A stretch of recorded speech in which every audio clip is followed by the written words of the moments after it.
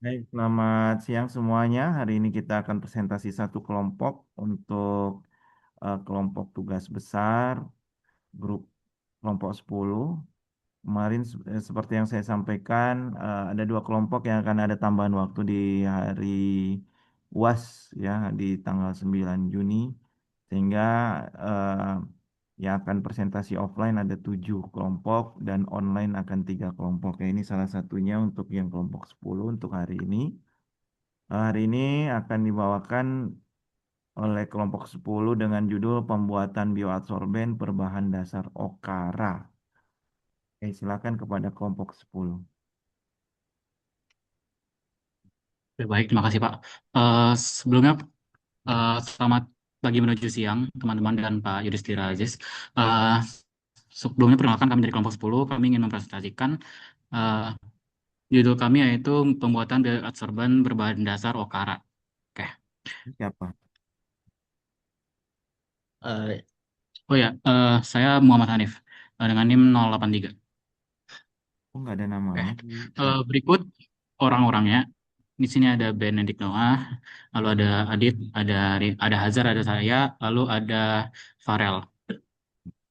Oke.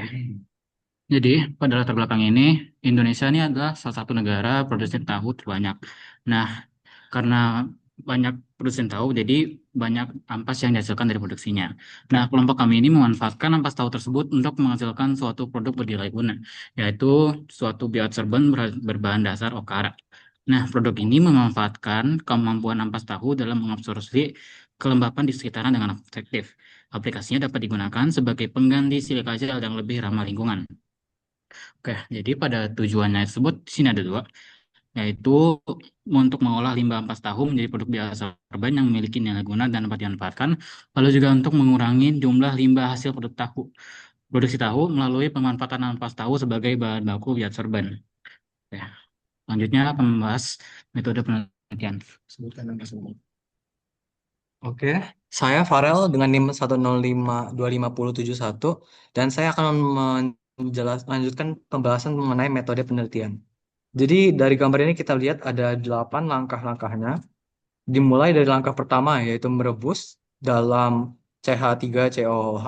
Jadi okaranya direbus dengan asam asetat 10% dan fungsinya itu untuk melarutkan mineral karbonat, sebagian protein, lemak, dan bahkan kotoran dalam seratnya itu. Selain itu, mineral karbonat bereaksi dengan asam asetat sehingga menghasilkan garam asetat yang nanti lebih gampang dibilas dengan air. Selain itu, asam juga memprotonasi ikatan glikosidik antara rantai selulosa sehingga ikatan serat melemah dan luas permukaan serat meningkat. Sehingga nanti muncul pori-pori kecil di seratnya itu yang bisa meningkatkan absorpsi kelembapan. Untuk langkah keduanya kita bilas dengan air. Fungsinya itu cuma untuk membersihkan sisa asam asetat yang tadi digunakan saat merebus dan garam asetatnya juga bisa dikurangi dengan itu, dibersihkan dengan itu. Selain itu ada juga kayak senyawa-senyawa organik kecil, bakteri kecil dalam seratnya itu yang jadi terbuang juga sehingga tidak menutupi pori-porinya. Langkah ketiga itu okara disaring untuk memisahkan air dengan okaranya tentunya dan untuk melarutkan kotoran-kotoran lagi kalau masih ada sisa-sisanya dalam air. Selanjutnya dikeringkan. Untuk proses pengeringan ini fungsinya cuma satu, yaitu untuk menghilangkan air dari langkah-langkah sebelumnya dan memastikan bahwa reaksi kimia dalam airnya juga udah menghilang, udah nggak terjadi lagi. Di langkah selanjutnya itu merendam okara dalam NaOH atau basa NaOH 2%. Fungsinya itu untuk menghilangkan senyawa anti nutrisi dan menetralkan sisa asam asetat. NaOH-nya juga digunakan untuk melarutkan lemak dengan bereaksi dengan trigliserida yang nanti akan dijelaskan dan menjadi garam asam lemak dan gliserol. Sehingga lemak yang menutupi pori-pori yang tadi jadi lapisan itu di atasnya jadi larut dan pori-porinya jadi lebih lebar. Langkah selanjutnya itu untuk pembilasan okara dengan air bersih lagi, dengan air sampai bersih agar menurunkan pH-nya. Karena kalau pH-nya sebelumnya kan kena basah, maka pH-nya jadi tinggi dan itu kalau dibiarkan terlalu lama akan merusak seratnya itu. Makanya diturunkan pH-nya dengan sampai netral. Langkah selanjutnya itu langkah 7 untuk mengeringkan hingga benar-benar kering. Okara dikeringkan agar kemampuan absorpsi kelembapannya optimal. Karena ketika kering, okara dapat menyerap lebih banyak kelembapan dari sekitarnya. Dan selanjutnya terakhir, setelah kering, kita memasukkan okara dalam pouch plastik untuk digunakan dan untuk memastikan dia tidak eh, lembab lagi karena menyerap kelembapan dari udara sekitar. Selanjutnya, video.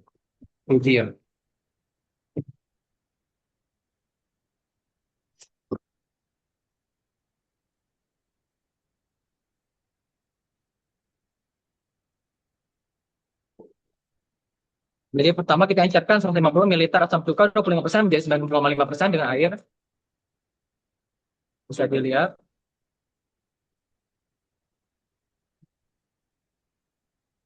Nah, setelah itu kita cek pH-nya dengan kertas pH.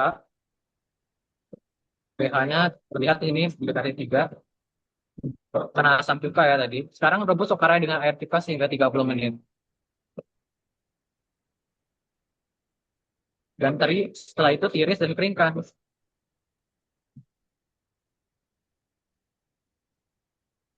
Nah, ini sini udah kering. Lalu buat larutan NaOH 2% dengan larutan 6 gram NaOH dalam 300 ml air. Nah, 6 gram. Sekarang ini masukin airnya 300 ml. Nggak mendekati 300 ml. Nah, dimasukkan dan biarkan larut. Untuk mempercepatnya diaduk pakai sendok.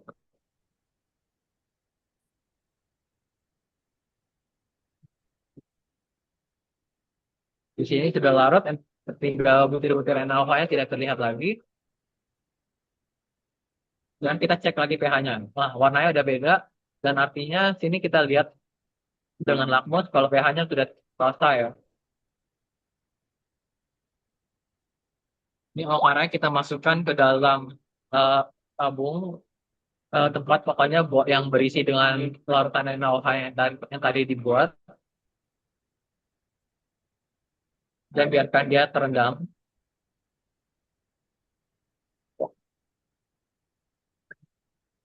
Setelah itu tiriskan dan keringkan lagi. Nah, sini sudah jadi.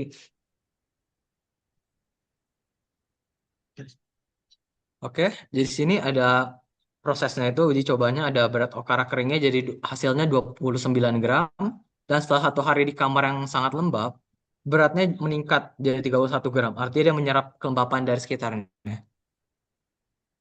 Sini prinsip sainsnya akan dijelaskan oleh teman saya. Oke, nama saya Benedict Noah dengan NIM 105255043. Sini saya akan menjelaskan prinsip sains yang ada di pembuatannya. Yang pertama itu dilaurkan dengan asam asetat, gunanya untuk melautkan pengotor. Jadi asam asetat itu melautkan mineral, sebagian protein, lemak, dan kotoran yang menempel pada serat ampas tahu. Yang kedua itu untuk hidrolisis ringan, yaitu pemecahan struktur kompleks.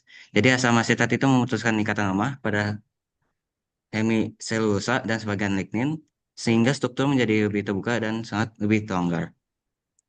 Dengan tiga yaitu ekstasi senyawa laut. Jadi gula sederhana, asam asin amino, dan senyawa kecil lainnya laut ke dalam air rebusan. Terus yang keempat yaitu pembentukan lebih aktif setelah pengotor hilang tadi dan strukturnya terbuka, luas pembukaan efektif dan jumlah situs aktif meningkat sehingga kemampuan absorpsi lebih baik. Nah, di sini ada beberapa reaksi kimia yang terjadi. Selanjutnya akan dijelaskan oleh teman saya. Baik, saya kembali. Nama saya Farel dengan NIM 105255071 dan saya akan menjelaskan sedikit mengenai prinsip sains bagian perendaman dengan NaOH. Nah, pertama tadi sudah dijelaskan dalam metodenya, ya, fungsinya itu untuk menetralisir sisa asam dari sebelumnya. Jadi NaOH bisa menetralkan sisa asam asetat yang masih tertinggal pada serat sehingga pH-nya jadi lebih netral dan lebih stabil. Selain itu, ada proses pelarutan lignin, lemak, dan protein yang tersisa, yaitu NaOH mengeluarkan komponen pengotor seperti lignin, lemak, protein, dan sebagian hemiselulosa atau senyawa organik sehingga pori-pori lebih terbuka. Dan selanjutnya akan dijelaskan oleh teman saya. Baik, kembali lagi dengan saya Muhammad Hanif dengan NIM akhir 083. Jadi selanjutnya itu ada pembukaan struktur selulosa. Jadi NaOH di sini dapat berfungsi untuk memutus ikatan hidrogen dan ikatan ester, yang mana akan menyebabkan serat selulosa mengembang dan struktur tersebut menjadi lebih longgar. Lalu ada penambahan gugus aktif. Jadi NaOH ini akan meningkatkan jumlah gugus OH pada permukaan selulosa sehingga jumlah situs aktif bertambah dan kemampuan absorpsi jadi meningkat. Nah, jadi pada sebelumnya tadi, eh, setelah direndam dalam asam, itu masih ada beberapa hal, itu masih ada sisa mineral dari sebelumnya. Lalu ada protein, hemiselulasa, lignin, lemak, dan masih ada sisa asam dari sebelumnya. Nah, jadi setelah perendaman NaOH ini, maka eh gugus OH ini akan gugus OH pada sel selulosa ini akan berikatan dengan molekul air, yang mana akan meningkatkan sifat hidrofilik, Nah, yang mana ini akan lebih mudah menyerap air pada lingkungan sekitar.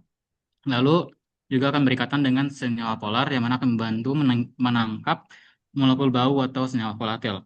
Lalu juga akan berikatan dengan ion logam, yang mana akan meningkatkan kemampuan untuk absorpsi ion logam. Nah, jadi akan lebih dan stabil, lalu pengotoran menjadi berkurang, lalu struktur selulosa menjadi lebih terbuka dan longgar, airnya lebih banyak, gugus OH-nya akan menjadi bertambah, dan daya absorpsinya akan meningkat. Oke, dari prinsip yang sebelumnya dijelaskan, berikut adalah reaksi-reaksinya, dapat dibaca. Oke. Selanjutnya akan dijelaskan oleh teman saya. Oke, untuk selanjutnya saya akan nanti selanjutnya akan dilanjutkan oleh saya. Perkenalkan saya Rifan Hazar dengan NIM 061 dan akan melanjutkan penjelasan dari teman saya yaitu mekanisme kerja dari adsorbent ampas tahunya. Jadi sini saya akan menjelaskan secara singkat. Yang pertama itu bakal terjadi divisi uap airnya. Jadi uap airnya itu bakal berdifusi sama permukaan adsorbentnya. Terus selanjutnya molekul air itu bakal berinteraksi sama gugus min OH-nya yang ada di permukaan itu.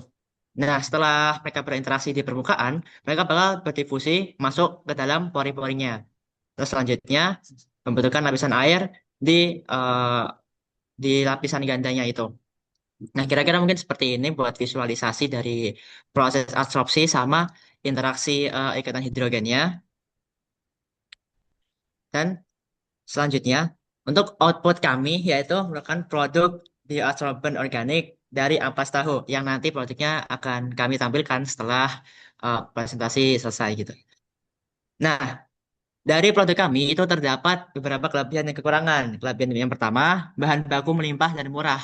Kenapa? Karena kita menggunakan ampas tahu yang gampang buat didapat. Apalagi kalau kita lihat kasusnya di sekarang kita di Sumedang, itu tahu Sumedang banyak banget. Jadi ya sangat melimpah dan sangat murah gitu. Selanjutnya mengurangi limbah industri tahu ya karena kita memanfaatkan limbah tahu yang nggak kepakai, jadi kita bisa menguranginya juga.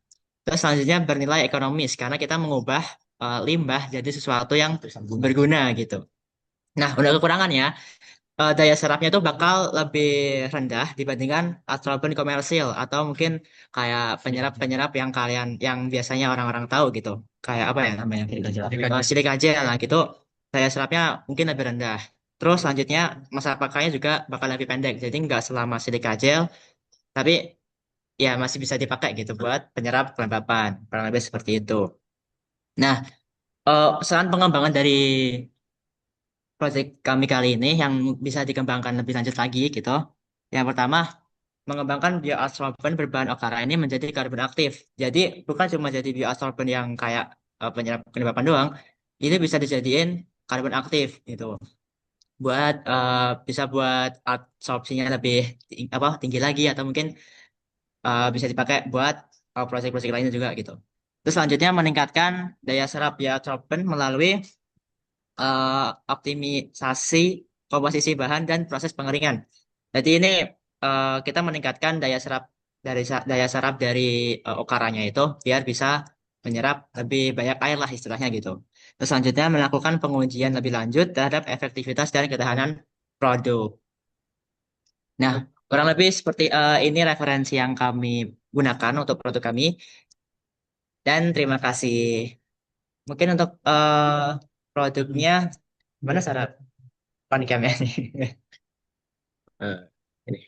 Oke, let's go. Oke, Gimana? mungkin untuk produknya bisa dilihat di sini. Kenapa ada backgroundnya ya? Nah, ini produknya. Mungkin kalau dibuka Biarin sih, aja sih, biarin. nih kalau kelihatan nggak ya ini? Matiin backgroundnya guys. Nggak Ini, kelihatan ini produknya. karena kecil banget. Mana ya? Eits. Jadi bentuknya tuh kayak Kayak gini. serpihan-serpihan gitu. Ya, Kayak Kayak beras. apa ya? Sereal mungkin Enggak, ya mungkin atau bubur mungkin kayak sereal sih. Iya kayak Ya, sereal, mungkin. kayak oatmeal gitu. Oatmeal yang Nanti ini ditaruh di wadah juga bisa, terus ditaruh di kayak pojok-pojok ruangan atau Di dalam pot. ya pokoknya yang paling Ya. tempat tembak lah. Kalau di bagian pengujian tadi kami mengujinya ditaruh di tempat biasa di wadah gitu. Terus kami taruh di ruangan yang lembab. Oke. Kurang lebih seperti itu buat wujud dari produknya. Jika ada yang ingin ditanyakan, dipersilahkan. Baik, silakan ada pertanyaan dari kelompok lain. Satu pertanyaan tiap kelompok, silakan. Apakah ada? Oke, Susilo. Susilo dulu, raise hand dong, raise hand ya. Silakan Susilo. Halo Bapak, apakah suara saya terdengar? Dengar. Oke, oke. Sebelumnya saya izin memperkenalkan diri terlebih dahulu. Perkenalkan, nama saya Susilo Mahanto Wijaya dengan NIM 105250111, perwakilan dari kelompok 6. Sebelumnya saya izin bertanya untuk kelompok 10. Dalam hal daya serap kelembapan, bagaimana perbandingan efektivitas antara bioabsorben dari berbasis OKA ini dibandingkan dengan silika gel sintesis yang ada di pasar? Itu saja. Terima kasih. Oke, terus Birgit, silakan. Kami perwakilan dari kelompok 2 izin bertanya. Jadi kan Kelompok berapa? itu tuh kelompok 2 Silakan. itu tuh kan tujuannya itu untuk menyerap kelembapan ya. Itu kan memanfaatkan limbah ampas tahu. Nah, sedangkan pemakaiannya itu cuma bisa sebentar. Itu habis itu bakal jadi gimana nanti? Apa jadi sampah atau gimana? Terima kasih. Oke, satu lagi itu untuk sesi pertama. Nurul. Nurul silakan. Izin nanya, itu pengujiannya itu pakai kemasan langsung atau di luar kemasannya gitu. Terus kan itu bentuk okaranya kan beda-beda nggak ya kan? Nggak serbuk banget dan bentuknya itu bulat. Kalau misalkan bentuknya itu kayak serbuk, apakah lebih efektif atau cukup kayak gitu aja? Udah kayak gitu aja pertanyaannya. Makasih. Kelompok berapa Nama Nurul? aku Nurul kelompok berapa? Halo?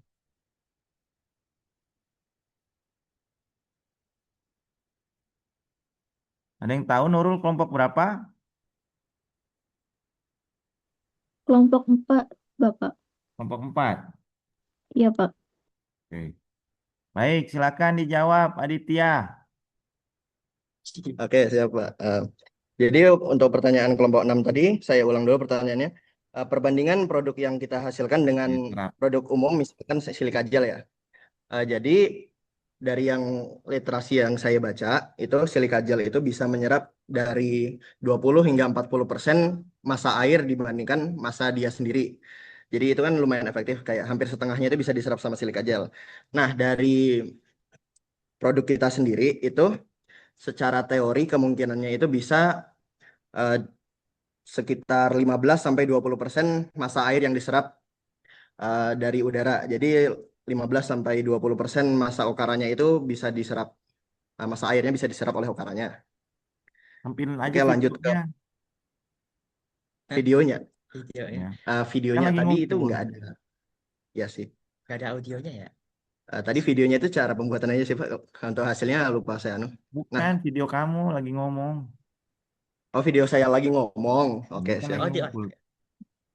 Bentar, mana cara on cam-nya gimana nih? Oke. Oke.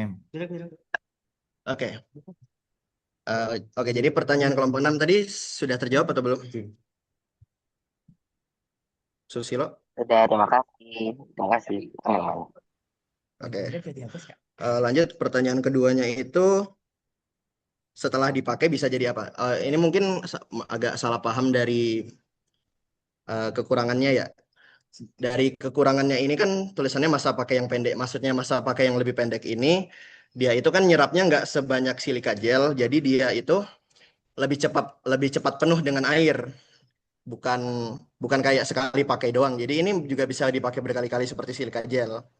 Cuman ya itu mungkin masa air yang bisa ditampung itu lebih sedikit dan lebih cepat penuh dibanding silika gel. Em, apakah terjawab atau mungkin pertanyaannya saya salah nangkap? Oke, terjawab. Makasih. Oke, terima kasih. Selanjutnya untuk pertanyaan kelompok 4 itu, oh ya saya mau bertanya lagi. Yang pertanyaan bagian pertamanya itu terkait pengemasannya kah?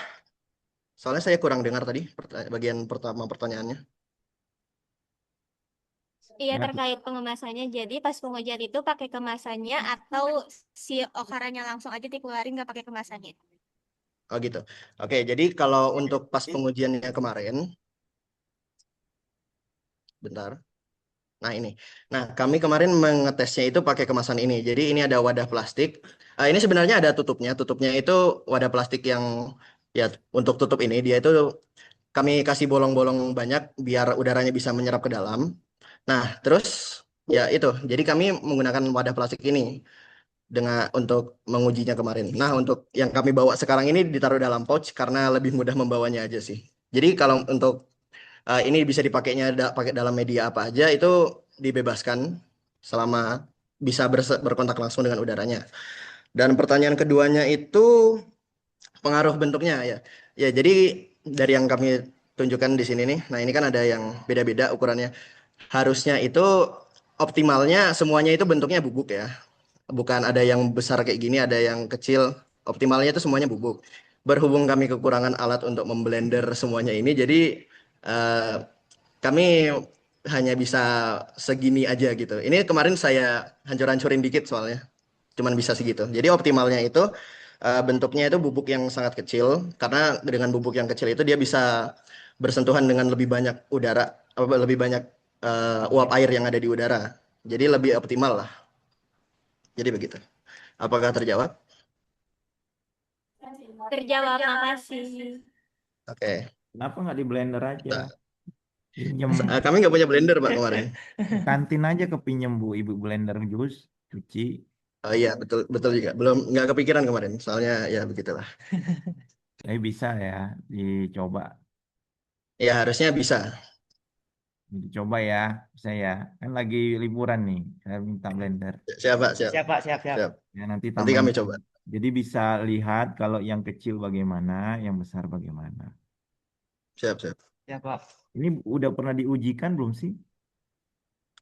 Ujinya yang ini aja Pak, yang di PPT ini. Saya diamkan sehari di kamar yang lembab. Nah, itu bisa Kamar yang lembab ini, ya, Nah, nanti itu bisa dilihat warnanya gimana, segala macam. Oh. Ada perubahan nggak oke. warnanya? Warnanya jadi, kalau di foto nggak terlalu kelihatan, cuman saya, menurut pengamatan mata saya kemarin, warnanya jadi lebih gelap. Nah, Ya, kalau yang nanti di blender bisa dibandingkan itu, karena ukuran Oke. itu bisa pengaruh atau tidak. Oke, sebelum saya tanya yang lain, kelompok 3 silakan. Ada lagi selain kelompok 3, silakan raise hand. Ayo kelompok 3, silakan. Ya Pak, eh, jadi kami dari kelompok 3 mau bertanya. Kan kalian tuh di kekurangannya nyimpen kalau masa pakainya tuh pendek. Spesifik pendeknya tuh berapa lama? Terus kenapa bisa jadi pendek? Apa yang menyebabkan kalau masa pakai itu pendek dari kalian? Terus tuh kan kalian di sini tuh kan menggunakan NaOH. Kenapa bahasanya pakai NaOH? Kenapa nggak KOH? Atau yang lainnya gitu? Terus, udah deh, makasih. Makasih. Tahu sendiri. Ya, silakan. Ada lagi yang lain? Udah, kelompok 3 aja. Kelompok 5, 6, eh, kelompok 10. Kelompok 10 ini ya. Kelompok 8, 9. Nggak ada. Kelompok 1. Oke. Nggak ada. Kelompok 1 silakan. Oke, ini aktif. Nah, kelompok 1. Silakan kelompok 1. Maaf Pak ya, suaranya kalian terdengar? Dengar. Oke. Jadi pertanyaannya, apakah si berat dari ampas tahu itu tuh mempengaruhi si daya serap daya serap absorbennya? Iya, daya serapnya itu. Sekian, terima kasih.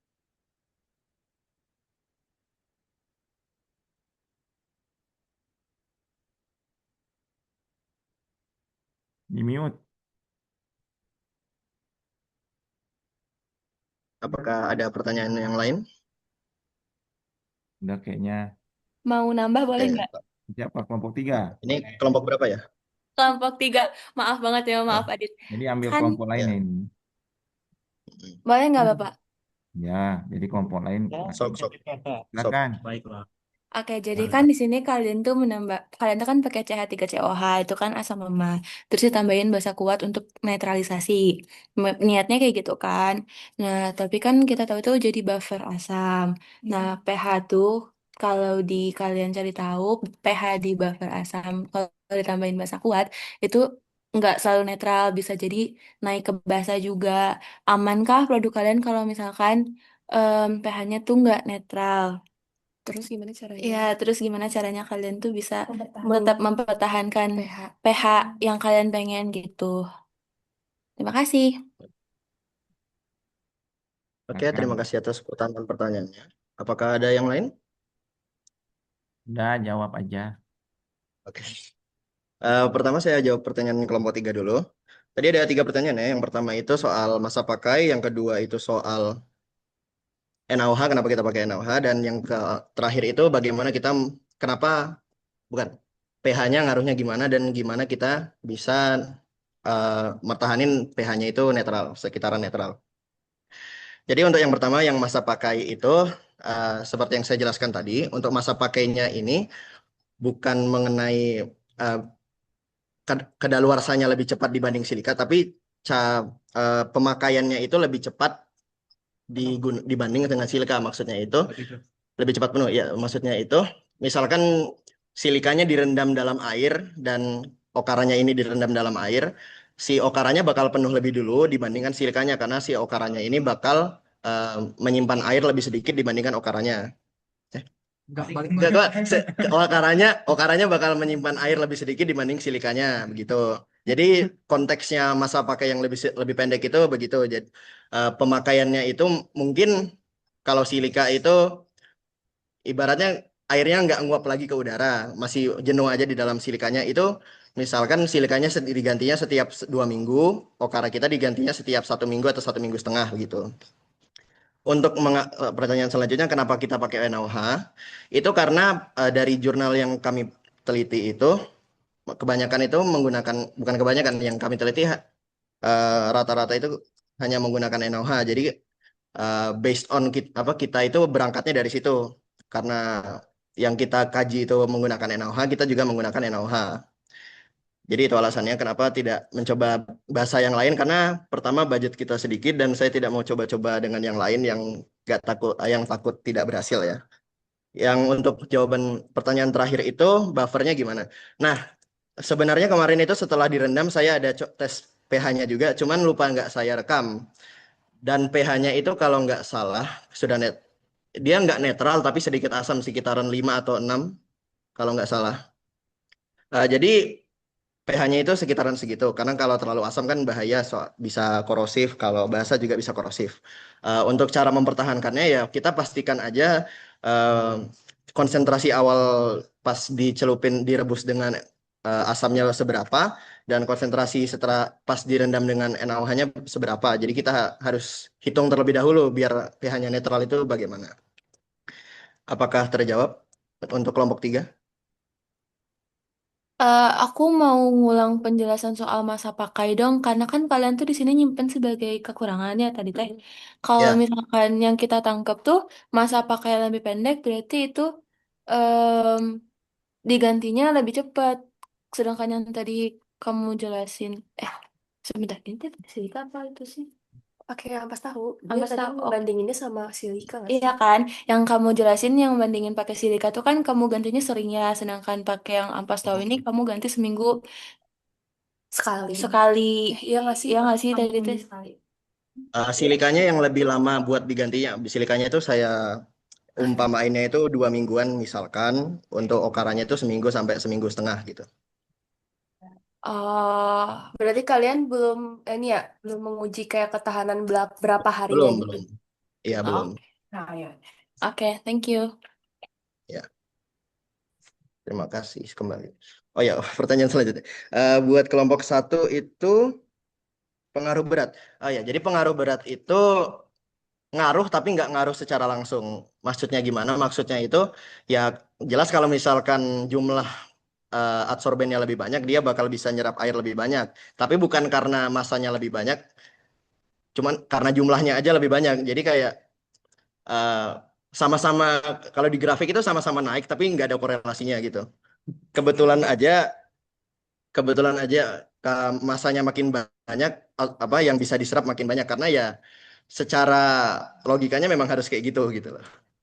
Jadi bukan karena masanya lebih banyak bisa nyerap air lebih banyak, tapi karena memang jumlahnya lebih banyak, dia bisa nyerap air yang lebih banyak. Begitu. Apakah terjawab kelompok 1?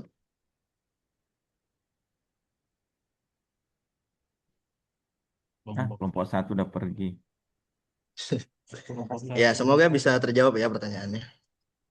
Ya, sebenarnya yang dari kelompok 3 itu pertanyaannya bagus ya, karena memang sangat menentukan keberulangan di penggunaannya ya. Iya. Karena Tapi apa? Tapi seperti ini juga Pak, soalnya kan itu penyerap kelembapan ya. Jadi penyerap kelembapan itu biasanya dipakai untuk kamar yang lembab kalau uji coba saya kemarin. Jadi kan kamar yang lembab itu tidak setiap saat lembab ya. Kebetulan kamar yang saya pakai kemarin itu kamar kosong yang ada di kos saya, jadi nggak pernah dibuka sama orang. Jadi kan kemungkinannya itu kamar itu biasanya nggak setiap 24 jam, 24/7 lembab gitu kan. Jadi seharusnya kalau misalkan ditaruh di kamar normal, dia em, kelembapannya itu akan siklus. Jadi menyerap baru melepasnya kembali saat dia sudah kering, baru menyerap lagi saat dia sudah lembab gitu Pak. Iya, berarti contohnya juga si ini ya, si kamar yang kelembapannya juga belum tahu. Kalau misalnya ada alat humidity di mungkin Play Store ada kali ya, bisa dilihat juga apakah memang itu kelembapannya berapa sehingga kamu bisa tahu itu kondisi kelembapannya sekitar berapa. Ada nggak ya alat ukur kelembapan di HP Play Store? Saya nggak kepikiran sih Pak kalau itu ya. Belum pernah dengar soalnya saya. Kalau misalnya ada, kita Ya bisa kalau misalnya tahu ada mungkin bisa dipakai ya. humidity-nya itu berapa, sehingga yang kamu gunakan, kamu tinggalkan berapa hari? 1 hari ya? 1 hari saja kemarin Pak. 1 hari itu apa namanya? Sebenarnya bisa dengan masa adsorben kita bisa, kalau misalnya ada timbangan lebih tepat ya, 4 angka di belakang, Iya, pasti ada penambahan gitu. Jadi berapa yang terserap yang kamu bilang, lihat warnanya, kan bisa dari warna, terus bisa dari apa masa itu juga bisa dilihat. Kalau iya, misalnya dari pengujian saya kemarin saya menggunakan massa Pak ya di masanya berarti sini. sudah ditimbang, mana hasilnya? Iya, massanya ditimbang kemarin. Nah ini. Ini awalnya 29 masa okarannya saja. Setelah 1 hari dia jadi 31 gram. Ya berarti nambah 2 gram kan absorbennya. Tambah tiga. Berapa sih? Dua ya. Dua. Ya kan, ada 2 gram. Nah itu kan artinya ada partikel yang menempel di situ. Nah Iya. cuman tadi bisa diuji tadi apa humidity yang berbeda, terus ukurannya berbeda, bisa kan ya? Iya, harusnya bisa. Nah, itu coba ditambahkan di video. Tadi ada yang mau ditambahkan lagi apa di video tuh? Humidity berbeda, Eh, ininya ya berbeda, Pak. ukuran berbeda, apa Oh, kemasannya ukuran ya. berbeda. Itu sebenarnya bisa jadi parameter-parameter tambahan yang dimana kamu bisa bandingkan dengan kondisi yang berbeda. Terus katanya ada butuh orang sudah lakukan ya. Kamu pernah ngomong ke saya, ini udah pernah lakukan. Eh, Bukan Bedanya Pak, yang apa? minggu lalu itu saya ngomong itu soal awalnya kan penelitian saya di judul kalau Bapak lihat di spreadsheet itu beda. Awalnya itu penelitiannya tentang parfum dari ampas tahu yang cair. Oh, Itu tidak jadi karena kurang berhasil, Kurang berhasil. kurang berhasil. Jadi gara-gara kami tidak mau jauh-jauh dari awal penelitian kami, kami memanfaatkan ampas tahu yang satunya, yang Okara padat ini. iya, cuman kegiatannya ini masih membuat aja ya sama mengetes, cuman tesnya satu parameter aja. Satu hari, Iya. humidity-nya juga nggak tahu di kamar itu. Jadi kita bisa punya alur, mungkin bisa ada riset, ada kurvanya gitu ya antara jumlah massa dengan yang bertambah dengan humidity-nya. Bisa tuh. Atau dengan apa namanya? Ukuran yang nanti kamu blender sama yang tidak. Terus selang berapa waktu. Jadi bisa fungsi waktu, bisa fungsi dengan humiditas. Hmm. Nah, terus yang ketiga, ini juga pertanyaan yang bagus juga kelompok tiga. Kan eh, humiditas itu kondisinya asam atau basah kira-kira. Dan Eh, ini kan buffer ya, ada buffernya. ya. Artinya si adsorben itu akan berubah nggak pH-nya kalau misalnya si sorben itu, si siapa? Ya kalau misalnya basah banget nanti si sorbennya. Yang menempel itu kan kita nggak tahu ya. Iya. Taruhlah debu lah ya. Nah debu itu biasanya mengandung mikroorganisme nggak? Misalnya bakteri, bakteri hidupnya asam, atau basah. Nah kayak gitu misalnya. Misalnya kalau debu bisa merubah kondisi pH nggak dari sana, sorben itu sendiri. Yang kedua, kalau ditinggal lama terus dimakan tuh ampasnya sama tikus, itu jadi Bisa hilang jadi. kan ya? Bisa kan Iya, ya? bisa bisa dimakan harusnya ini. Iya. Jadi ketahanan mengemasnya itu juga jangan cuman plastik, robek, habis tuh. Ya. Dan dalam bentuk apa? Ya plastik kali ya. Kalau tadi bentuknya apa ya? Saset gitu ya? Ya kantongan Kalau kalau yang pas uji coba kemarin itu plastik, yang udah bocor. plastik Jadi, ini. heeh. Jadi Yang untuk sekarang yang di sini Pak di dalam pouch kain. jadi bisa aja kekurangannya tidak bisa bertahan lamanya mungkin karena itu tadi juga kemasannya eh, bisa beda kalau misalnya ada hewan pengerat di dalamnya atau kondisinya ya pengemasannya bagaimana sama kalau misalnya yang tertempel itu bisa merubah pH-nya kan artinya kan dia tidak stabil karena itu kan rapuh ya Ya. ampasnya ya Iya, jadi rusak bahan secara alami jadi bisa mekanik dimakan. bisa rusak secara mekanik atau bisa dirusak secara kimiawi entah itu pH atau eh, basah nggak boleh kan ya larut dia ya.